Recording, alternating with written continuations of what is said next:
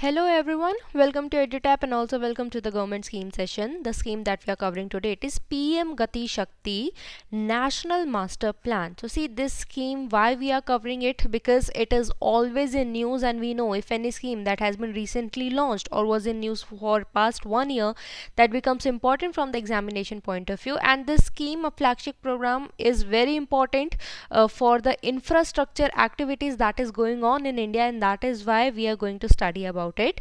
But before starting the session, here's an announcement for all the aspirants who are preparing for regulatory bodies. So we have come up with one-stop solution guide for all your queries in this e-guidebook, wherein you can find all the information of first the organization you want to enter.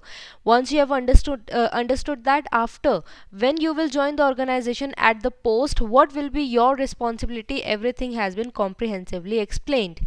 Once you are intrigued by that you then you must want to join the organization. For that, there are certain eligibility criterias for appearing in the examination. So what are they? What should be the education qualification? What should be the minimum percentage that you should have in your graduation or post graduation? Everything has been mentioned. And after that, for phase 1, what are the what is the syllabus and pattern? For phase 2, what is the previous year cutoff? You name any query and everything has been answered in this. And at the end, a 6-step guide has also been provided, which will help you to prepare for the examination. So do not miss this opportunity. If you're preparing for RBI examination, NABARD or SEBI, do get this guidebook. The link of it is present in the description box below. And do mind one more thing, that it is absolutely free. So do not miss the chance and download the book now. So now let's come with the session of PM Gati Shakti. See, these all scenarios that you're looking at currently on the screen, these are quite common in India, right? What happens once a road has been set in a particular area, after that some other department, they realize that, oh, there's optical fiber that need to be set up. There are pipeline that needs to be added in those in that area. And because of this, the roads are dug again, then these optical fibers are set up. And then when the road department, who is responsible for making road there, then after some time they'd get to know about this, and then they'll again make the road. And this is a quite tedious process where all the resources are being wasted, because see, the material that has been required, the cost, the labor, everything that was required to make that road at the first time, it was all wasted, right? And it is also a time taking process, and that is why the government, they came up with PM Gati Shakti scheme with this basic idea. This is a national master plan that all these ministries, they will be sync at one platform. They'll all added to one platform, and they all will be able to track the activities of the other department, and in this way they will be able to frame their actions in a better way. What does it mean? That for example, the optical fiber department, they will the or you can say the Ministry of Communication, they will be able to see that, okay, currently this road is going to be made in this particular area. So now they have to prioritize their task in that area, because before making of that road, now they can just go and set the optical fiber. Or for example, the Ministry of Natural Gas and Petroleum, they can just look at, and if they want to set up a pipeline, they can go before any road is made in that particular area, right? So this is what the basic idea of this is, that is PM Gati Shakti. And it is the basic essence of it, and it is quite a small scheme, yet important from examination point of view. See, the launcher of this scheme is 2021. So this was launched in October 2021. But here one more thing that we need to understand, that there is no specific ministry that will be guiding this particular scheme, right? Because here we have understood that different ministries, they have their different sort of work. They will just be synced together. They'll be just provided with a single platform, so that they have an idea, clear idea, that okay, currently this ministry is working there, and according to that they can prioritize it. Okay, but we can call this scheme to be an umbrella scheme. Why? Because all the existing schemes that are related to infrastructure development in India, they will all come under this scheme. Okay. Now, what is the aim of the scheme? So that is to build holistic infrastructure in India. Quite easy to understand. We have to have a holistic development, infrastructural development in India. And for to achieve that, there is a vision that has been set under the particular scheme. And what is the vision? That is to incorporate the infrastructure schemes of various ministries and state government we have. For example, Bharat Mala, Sagar Mala, we have water in ways, right? All other schemes to improve connectivity because here all these infrastructure projects are what, to connect one place to another, right? So if they all are synced in a better way, the connectivity will be improved and make Indian business more competitive. Because see, once we have proper infrastructure, proper connectivity, so of course the ease of doing business will be more, the transportation will be easier, right? So that is why our competition, we will become more competitive across the globe. And here when we talk about all the ministries that have been added that are related to infrastructure schemes, we are also talking about adding the Ministry of Railways and also the Ministry of Roadways. Okay, do mind this, because railways and roadways, they play the most important role in transportation in India, right? So that is why they have also been added along with the 16 ministries that are on this portal. Financial outlay is rupees 100 lakh crore. Okay, but we have to keep one thing in mind, that this 100 lakh crore, there will not be a separate budget allocation for this. These are the amount that have already been allocated to the existing infrastructural schemes. Okay, so what does it mean? There are many infrastructure schemes that are going on, right? We know about it, and there are different budget allocations for them. When all we collect together, so they come around to be around 100 lakh crore. Okay, so this financial outlay is nothing separate but the ones that are already existing. Now let's look at the objective. So first is to prioritize all mega infrastructure, whatever mega infrastructure projects are there, they should be first prioritized, right? And connectivity target by 24-25. So this target has been set up that until this time, till 24-25, all mega infrastructure projects, at least they should be completed. Okay, crowd in private investment. Okay, so now what does it mean? And third, we have to create a digital platform to bring 16 ministry all together. Okay, so this is different thing. Now let's understand this point, crowd in private investment. What does it mean? See, for example, by now what used to happen, when any ministry, when they feel like it or whenever they are free, they used to do whatever work they are allotted in a particular place, right? Now what will happen, once the Ministry of Communication, telecommunication, they know that okay, their road has to be made, so we have to work before. Okay, so by this what will happen, so now priority is what, the optical fiber setup, right? Now because of that, the private players, they would also come and they would be assured that okay, we know that because of this prioritization that comes under PM Gati Shakti, and because of this synchronization, we know that the demand of these plastic or the optical fibers, there will be more, and therefore the private investment, they will come. Okay, I hope you understand that here, because of priority, there is a kind of, you can say, a mandatory force that is acting behind, and that will act on the ministry to do their work on time. And when they will do work on time, there will be some raw material that is required.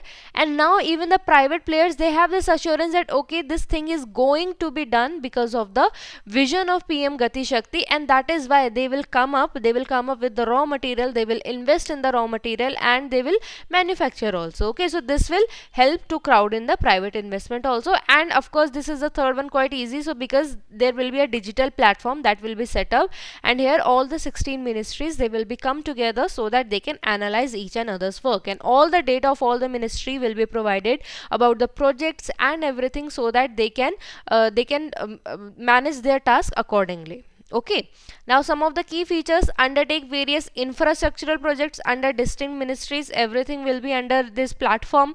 Various economic zones upkeep. So what does it mean, economic zones? They include your defense corridors, they include your textile corridors, all these are infrastructure related connectivity state zones only, right? And then we have agriculture zones. So all these zones will also be properly connected under the particular scheme, so there's a ease of doing business. Considerable use of technology. So see what will happen, there's a GIS based system that will be utilized, because see, for example, again we'll take the Ministry of Telecommunication and the roadways, because that's much easier to understand. For example, they wanted to set up the now the road has to be made, because the optical fiber setup was in progress. Now how will that be done? So what will they do? With the help of GIS, in this platform, in this Gati Shakti National Master Plan online website, what they'll do, they'll just look at that how much work is in progress. So if the work is nearly about 90% of completion, then the next department, it will get ready itself, it will make get ready itself to now now to do action, because next it's their turn to do the work. And if, see for example, they'll look at and they'll find that okay, only 40% has been done, so there's no use of making all the preparation yet. So that is why this considerable use of technology, it will be done with the help of ISRO specifically, and BISAC N also. So because with the help of them, these GIS based satellites will be used, and the check on the work will be can be done. A single portal for all projects, so all the projects will be in one single platforms, that will help in better synchronization, right? So now there are 6 pillars, you should remember, these are very important 6 pillars from the examination point of view. First is comprehensiveness, second is prioritization, third is optimization. We have 4, 5, 6 also, but first we'll understand these. So what is comprehensiveness? Here we are talking about when all the existing and planned initiatives will be at one platform of various ministries and departments. So everything will be in one platform, so it is much ease of doing work, right? It simplifies everything, and that is why comprehensiveness, this PM Gati Shakti will provide comprehensiveness. Prioritization, so different department, they can prioritize their project through cross sectional interaction. Okay, they can always look at the in the portal only, they can look at whatever the other projects that are being run in that particular place and how much completion of them has been done yet. Optimization, so assistance to different ministries in planning for projects. Of course, we are talking about optimizing all the resources so that the resources are not wasted, right? This is our primary motive. So here the different ministries, so now they have proper assistance because of this portal for planning the projects after identification of critical gaps, so that in which place they can actually start their project. So is everything fine there or not, or there's some other ministries that are also involved and that can delay the work, right? For the transportation of goods from one place to another, the plan will help in selecting the most optimum route in terms of time and cost, because in this all the information is there of Ministry of Roadways also and Railways also. So in Ministry of Roadways, all the data which route will be the best in terms of cost, in terms of time, or railways is better for transportation of particular goods or not, everything will be better in a better way done. And this is what the optimization pillar of PM Gati Shakti it defines. Next we have synchronization, analytical and dynamic. So sync will be there, easy to understand, all department they are working together, they are doing everything in a better synchronization way because they have information of everything. And again the ministry, if 90% of work is done, second will come up to do their task, right? So everything that will be in a better sync. Analytical, because we are talking about GIS based system having 200 plus layers, enabling better visibility for the executing agency. So the next executing agency, they would have a better idea with looking at with the GIS based tools, that how much work is done there, and if they can proceed with the work or not. And dynamic, why? Because see, all the ministries project are under one roof, we have GIS based system to have better understanding. So this will help better the ministries and departments to visualize, review and monitor the progress of all the cross sectional projects. It's not like that only one ministry they are doing work and they can do they can take all the time in this world. No, because there are other ministry in line, so they would also have this pressure. And also because of GIS based system, even the officials, the officials at higher rank, they can always check the work of their ministries or department, that everything is in sync or not, right? So this was all about the scheme, quite a short scheme yet important from examination point of view. Here this is the latest news of 2nd January 2023 that is associated with the scheme. It says Piyush Goyal reviews PM Gati Shakti with 8 infrastructural ministries. Okay, and here we have to keep this in mind that this is the latest news that I've added, but this scheme for every month, for at least 6 to 7 times the scheme is in news, and that is why we have covered it in a holistic manner. So these are the topics of the last session. So Amit Kumar asked me to make a video on PM Vikas. Okay, so I'll take in the suggestion, I'll make in future videos. So Nikhil says there's some noise in the audio. If there is, if it is quite disturbing and it's hindering with the learning procedure, you can always, all of you who are watching it, you can comment it down. I'll then work on it and I'll find some solution for it.